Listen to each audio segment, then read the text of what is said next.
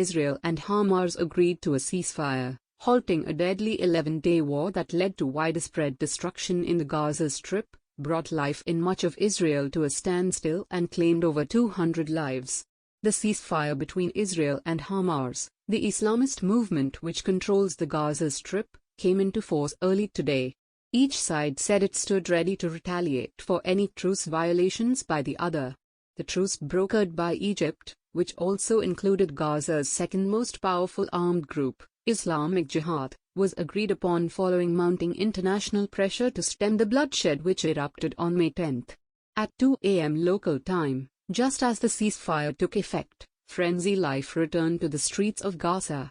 People went out of their homes, some shouting Allahu Akbar or whistling from balconies. Many fired in the air, celebrating the truce.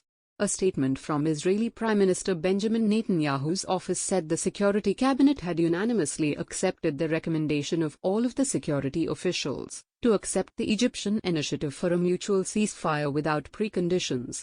Hamas and Islamic Jihad also confirmed the ceasefire in statements. "This is the euphoria of victory," said Khalil al-Hayar, a senior Hamas figure, in front of a crowd of thousands of Palestinians who had gathered in the streets to celebrate.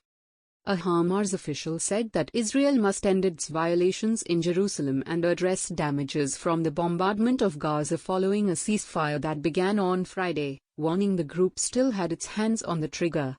"It is true the battle ends today, but Israeli Prime Minister Benjamin Netanyahu and the whole world should know that our hands are on the trigger and we will continue to grow the capabilities of this resistance," said Isert el-Rashk, a member of the Hamas political bureau. He told Reuters in Doha that the movement's demands also include protecting Al-Aqsa Mosque in Jerusalem and ending the eviction of several Palestinians from their home in East Jerusalem, which Rashk described as a red line.